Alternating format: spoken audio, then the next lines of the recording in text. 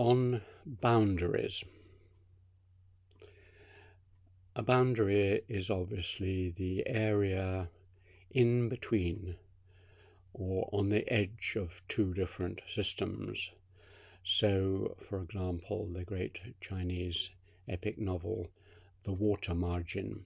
It's a margin, it's an area where, in the Chinese epic, people who have been thrown out of Chinese society for some reason or another, they congregate.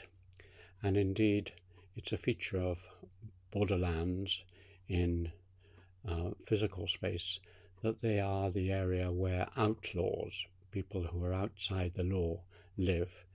So in the forests, which are often between civilized settled areas, so you find outlaws like Robin Hood in the forests, or in Italy you find bandits in these areas. So these borderlands are a threat to the normal inhabitants, and they are areas of freedom from the constraints. There is a theory by Scott that many of the inhabitants on the higher reaches of the Himalayan areas of Asia were people who couldn't stand the oppressive rule of the states in which they lived, and so they fled the taxation and the military conscription and the building of the Great Wall and so on, and they went up and found a freedom to carry on their lives high up,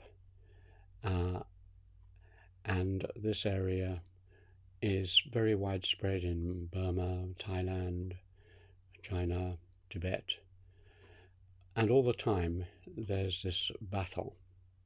So that's one kind of borderland.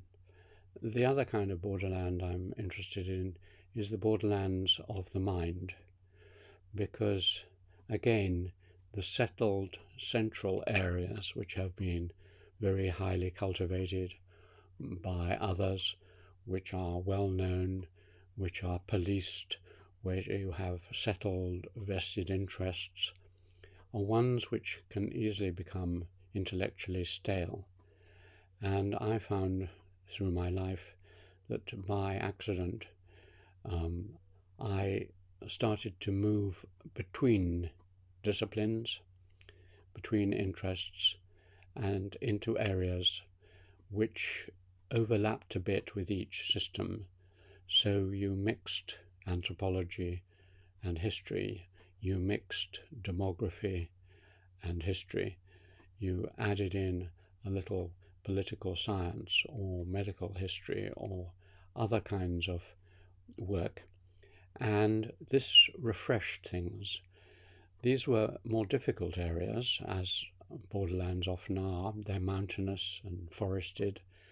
There aren't paths through them often because no one else is trampling around, and so it's maybe more of a struggle.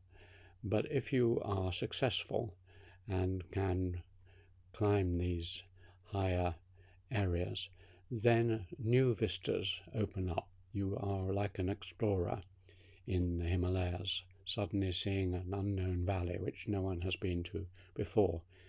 And I've had the great joy in my work of exploring in areas where I feel that I am almost the first person to go there.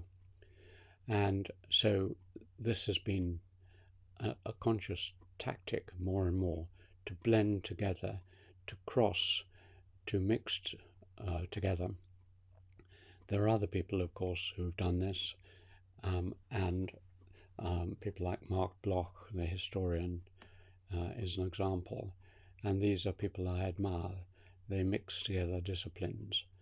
And it's something which I think that young people should be introduced to. It gives you a new insight on almost any problem. If you leave that problem, go away from it, go to some apparently not very connected area of thought, and see how, looking from there. And so borderlands of the mind and borderlands in reality are something which I find very attractive.